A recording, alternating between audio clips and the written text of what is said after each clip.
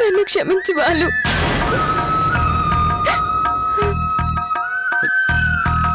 మీ అమ్మాయిల మందంటే అమ్మోరు ఆశీర్వదించినట్టే. నువ్వు గెలుస్తావు, గెలుస్తావు. పెళ్లి జరగాల్సిన ఇంటికి ఇలా పరాయి అమ్మాయిని ఎవరన్నా తీసుకొస్తారా? నా చెల్లెలి కోసం తప్పలేదు అత్తయ్య. అప్పుడప్పుడు కొంచెం వాడు.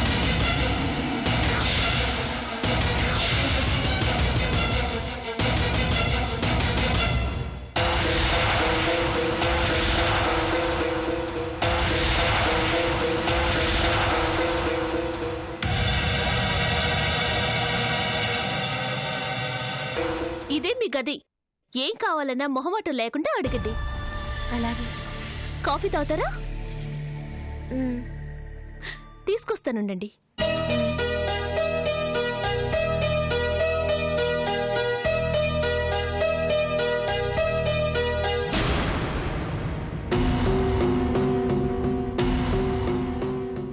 ఏమో అనుకున్నాను. మీ అత్తయ్య అనుకున్నంత మామూలు మనిషి కాదు. ఆ విషయం మాట్లాడితే గానీ అర్థం కాలేదు.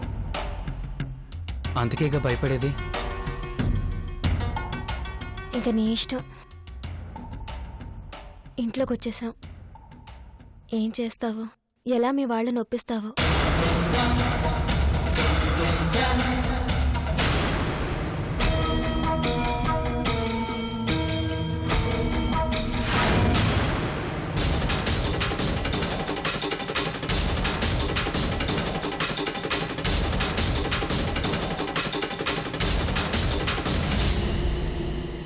బట్టలు కొనాలని పోయి ఒట్టి చేతులతో వచ్చారంట్రా.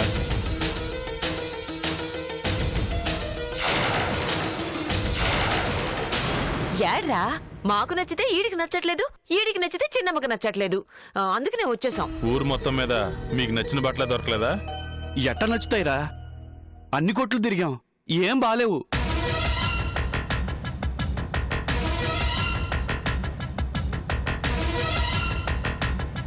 అసలు మీరు వెళ్ళారా లేదా?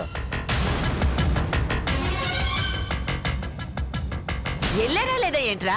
వెళ్ళాం. బట్టలు నచ్చలేదు, తిరిగి వచ్చేసాం. ఏ కొట్లోకి పోయారో చెప్పండి, నేను కనుక్కుంటాను.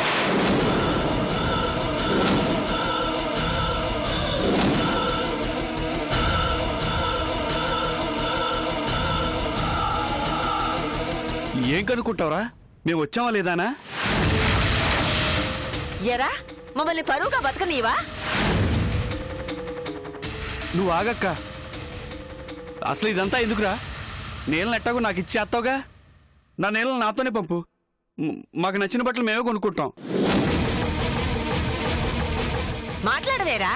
ఆడన్న దాంట్లో తప్పే ఉంది. పెళ్లికి బట్టలు కొనాలి అంటే పెళ్లి కొడుకుని పెళ్లి కూతుర్ని తీసుకుపోయి కొంటారు. నీళ్ళకి ఏం నచ్చుతాయో తెలియకుండా మేమేం తీసుకుంటాం? అందుకే వెనక్కి వచ్చేసాం. నువ్వెట్టకు పక్కనే ఉంటావు కదయ్యా. నిన్ను కాదని ఏమక్కడొస్తాడు చెప్పు. నీల నువ్వే తీసుకురా. తనకిష్టమైన బట్టలు కొనుక్కుంటుంది. ఏ తీసుకొస్తావా? మేమెవరో వెళ్ళినా అక్కడ ప్రయోజనం లేదు బసవా. ఆ షాపుడు పెళ్లి కూతురు ఏదని అడిగితే సమాధానం లేక సతమతం అయిపోయాం తెలుసా. ఏ కొంటే కొనండి, లేకపోతే మానేయండి. మరి పెళ్లికి బట్టలు కొనేదెట్టారా? కొనకపోతే నట్టమేం లేదు, ఉన్న బట్టలు చాలు.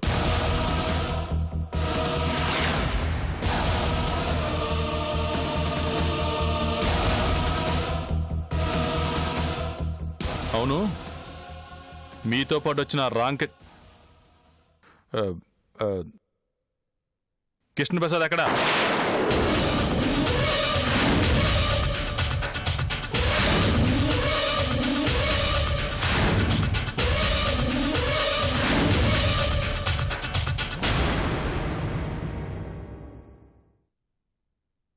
ఊరు దాటాం చాలు భగవంతుడా అని అట్నుంచి అట్టే పోయాడురా.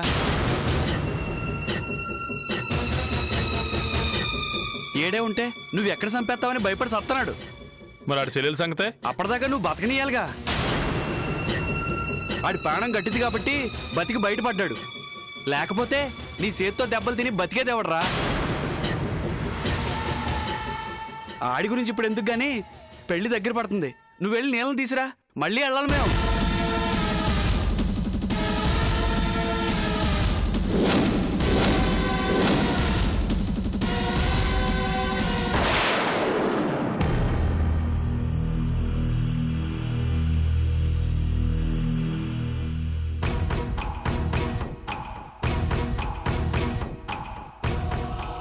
నీ వర్కింగ్ మైండ్ కూడా డిస్టర్బ్ అవుతుంది.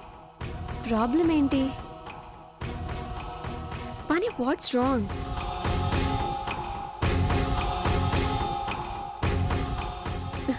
ఏమైందంటే మాట్లాడవేంటి? మా అమ్మ నీతో ఏమైనా మాట్లాడిందా? ఎప్పుడు మాట్లాడుతుందిగా. నేను అడిగేది హాయ్ బాయ్ గురించి కాదు, పర్సనల్ విషయాలు ఏమైనా మాట్లాడిందా? లేదే. ఆ రోజు హాస్పిటల్లో నీ గురించి అడిగినప్పుడు మీ ఊరి పేరు చెప్పగానే తనలో ఏదో చేంజ్. మీ ఊరి పేరు విన్నప్పుడు కనిపించకుండా కవర్ చేసుకున్న కంగారు. నేనది గమనించలేదు. అబద్ధాలు చెప్పడం మీ ఆడవాళ్ళకి అంత ఇష్టమా? మా అమ్మ నాతో ఎప్పుడు ఏమీ చెప్పదు, ఎదురుగా ఉంటూనే చాటుగా బతుకుతోంది. ఇన్నేళ్లలో నాతో మాట్లాడిన దానికన్నా నువ్వు పరిచయం అయ్యాక నీతో మాట్లాడిందే ఎక్కువ. అలాంటిది నీతో ఈ విషయం చెప్పలేదు అంటే నేను నమ్మను. అనుమానమా? నమ్మకం. నీకు అబద్ధం చెప్పాల్సిన అవసరం నాకు లేదు పాని. నువ్వు ఊహిస్తున్నంత డీటెయిల్డ్గా నాతో ఏమీ మాట్లాడలేదు. కానీ ఆ రోజు ఎవరితోనో ఫోన్లో మాట్లాడింది. ఎవరు అని అడిగితే చెప్పలేదు. నేను మా అన్నయ్య గురించి చెప్పినప్పుడు ఎవరు ఏంటి అని కొంచెం క్యూరియాసిటీతోనే అడిగింది. మా ఊరి పేరు చెప్పగానే కొంచెం కంగారు పడింది. అంతకు మించి నాతో తను ఎక్కువ మాట్లాడిందేమీ లేదు. ఎవరూ లేనప్పుడు ఎవరి గురించో చెప్తే కంగారు పడాల్సిన అవసరం లేదు. ఆ ఊరికి, ఆ మనుషులకి, మా అమ్మకి ఏదో సంబంధం ఉంది. అలా ఎందుకు అనుకోవాలి? అలాగే అనుకోవాలి. అమ్మ అమ్మగా నాకెప్పుడూ పరిచయం కాలేదు, అనుమానంగానే పరిచయం అయింది. నా ప్రశ్నకెప్పుడూ తన దగ్గర ప్రశ్నే ఉంది. సమాధానం మీ ఊరు చెప్తుందన్న నమ్మకం. అందుకే అడిగాను. ఇంకా ఏమేం మాట్లాడిందో చెప్పు. నేను సరిగ్గా కాన్సన్ట్రేట్ చేయలేదు. అయినా ఆ రోజంతా నేను నీల గురించి, మా అన్న గురించి ఆలోచిస్తున్నాను.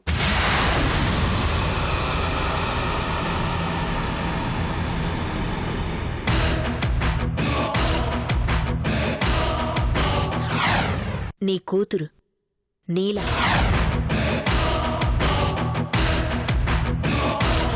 అది రామకృష్ణ అనే కుర్రాన్ని ప్రేమించింది. నీల గురించి కానీ వాళ్ళ అన్నయ్య గురించి కానీ ఏవైనా నేను తెలుసుకోగలిగితే మా అమ్మకి ఆ ఊరి వాళ్ళకున్న సంబంధం ఏంటో తెలుస్తుంది. తెలుసుకోవాలి, ఎలాగైనా తెలుసుకోవాలి. బావా, శ్వేత, ఒకసారి ట్రావా.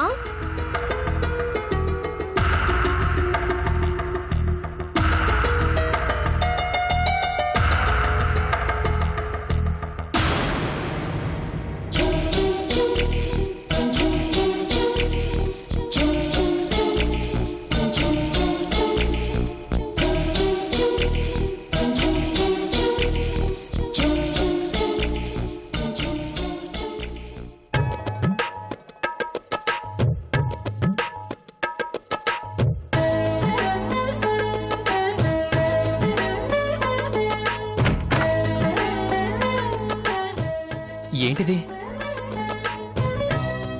నేను అదే అడుగుతున్నాను. ఏమైంది నీకు? తెలియటం లేదు బావా.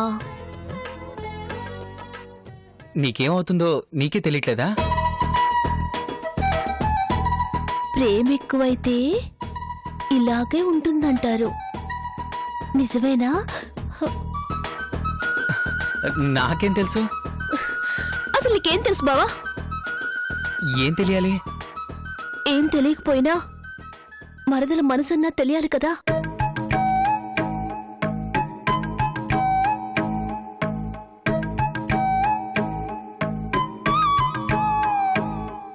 ఏంటి బావా నువ్వు? ప్రేమగా 4 మాటలు మాట్లాడువో, ముద్దుగా మరదలు బుగ్గా కిల్లవు. కనీసం నా డ్రెస్ బాగుందని కూడా అనువు. శ్వేత ఏంటిది? ఏంటేంటి? అమ్మ మన పెళ్లికి ఒప్పేసుకుంది. ఎంత సరదాగా ఉండాలి.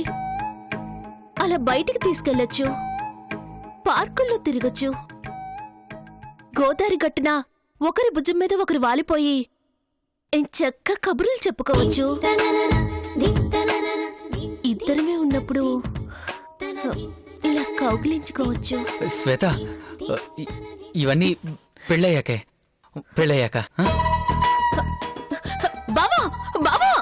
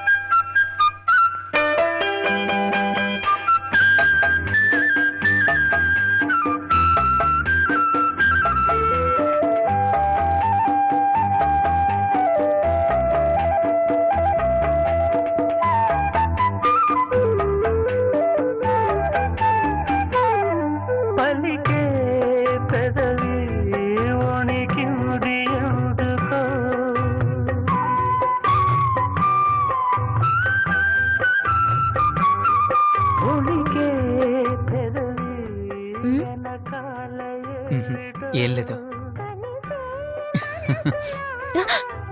ఏ ఇక్కడేం చేస్తున్నావు? నీల గదిలో రాము ఏం చేస్తాడు? బయటికి పో. ఎందుకు పోవాలి? ఏ ఏమైంది నీకు? తెలియడం లేదు. నాకు తెలుస్తుంది, పో.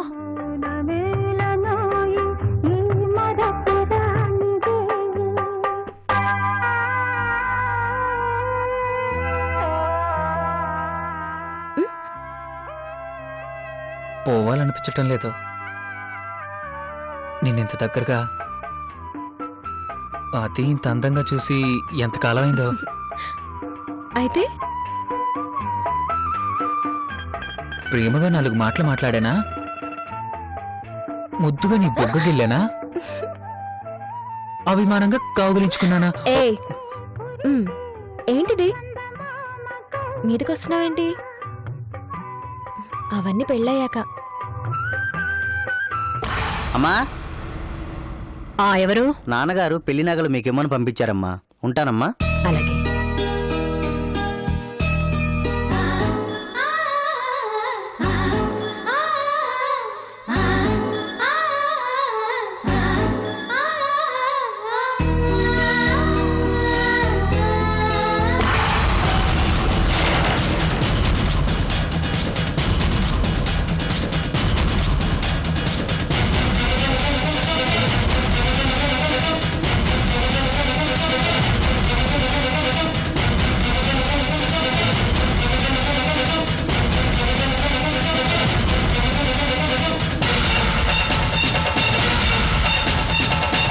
అమ్మా అమ్మా, తలుపు తీయమ్మా.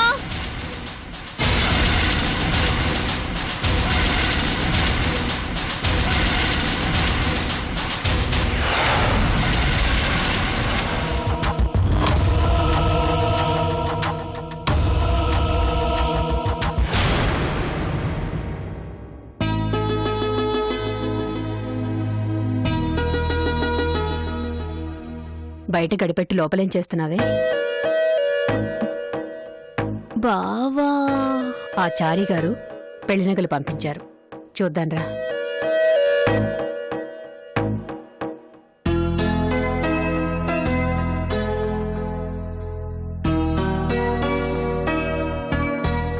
శ్వేత, ఏయ్ రండి. బావా, బావా, ఆ, మీరు రండి.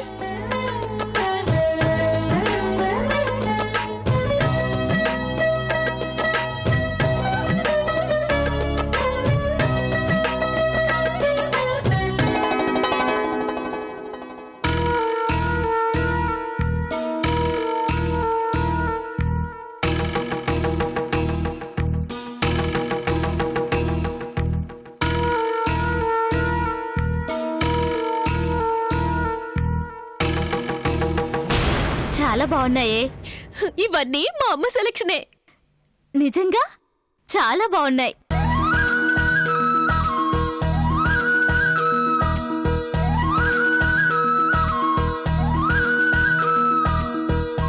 ఈ నగల హడావిడి చూస్తుంటే మన చంద్రిక గుర్తొస్తుందే. ఏ ఇలాగే నగలు డ్రెస్సులు అన్నీ సెలెక్ట్ చేసుకుందే. చివరి నిమిషంలో వాళ్ళ మామయ్య ఎవరో అమ్మాయిని ప్రేమించానని చెప్పి చెప్పా పెట్టకుండా ఆ అమ్మాయితో వెళ్ళిపోయాడు.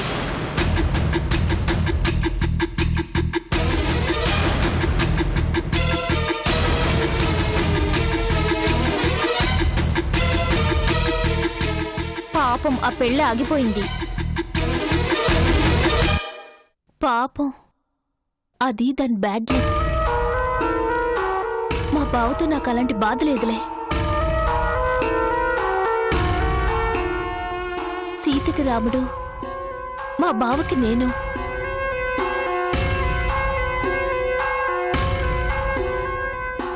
నిజంగా చంద్రిక పరిస్థితి నాకొస్తే దానిలో ఏడుస్తూ కూర్చోను. ఏ అలా జరిగిన మరుక్షణం ఏం చేస్తావ్? చెప్పను, చేసి చూపిస్తా.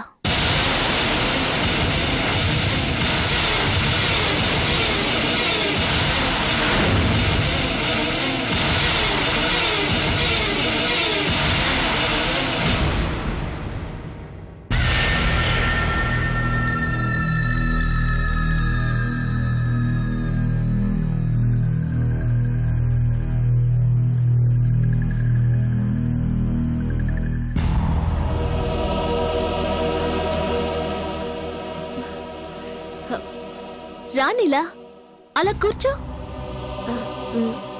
పర్లేదు.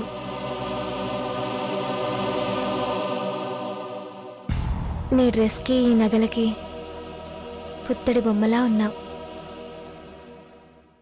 ఈ మాట మా బావ చెప్పుంటే ఇంకా సంతోషంగా ఉండేది.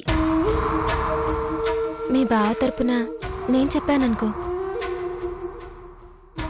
బావ నోటితో చెప్తే ఆ ఆనందం వేరు కదా. మీ బావంటే నీకు అంత ఇష్టమా? ఇష్టమనే మాట చాలా చిన్నది. అర్థమవుతుంది. మా బావ మీద నా ప్రేమ ఈరోజు పుట్టింది కాదు, నేను పుట్టినప్పుడే పుట్టింది. ఇందాక నీ ఫ్రెండ్ ఎవరో అమ్మాయి గురించి చెప్తే అది నాకు జరిగితే ఏం చేస్తానో చెప్పను అన్నావేంటి? చేసేటప్పుడు చెప్పకూడదు కదా. నిజంగా ఆ అమ్మాయి అడిగినట్టు ఇంతగా ప్రేమించే మీ బావే మరొక అమ్మాయిని ప్రేమిస్తున్నాడని తెలిస్తే? పర్వాలేదు. అంటే మరొకరిని ప్రేమించాడు అని తెలిసినా కూడా పెళ్లి చేసుకుంటాను. మరొకరిని ప్రేమించాడని తెలిసినా పెళ్లి చేసుకుంటాను అన్నావంటే నీ ప్రేమకు హద్దులు లేవని అర్థమవుతుంది. అలాంటి పరిస్థితి వచ్చినా పెళ్లి చేసుకునేది మా బావని సంతోషపెట్టడానికి కాదు. మరి ఎంగిలి పళ్ళెంలో అన్నం తినడం నాకిష్టం ఉండదు. అలా తినాల్సొస్తే నరకం చూపిస్తాను.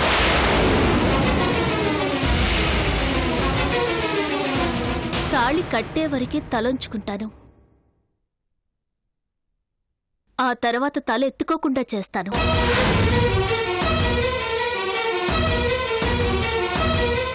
నాకు దక్కాల్సిన ప్రేమ మరొకరికి దక్కాక అలాంటి మనిషి నాకెందుకు?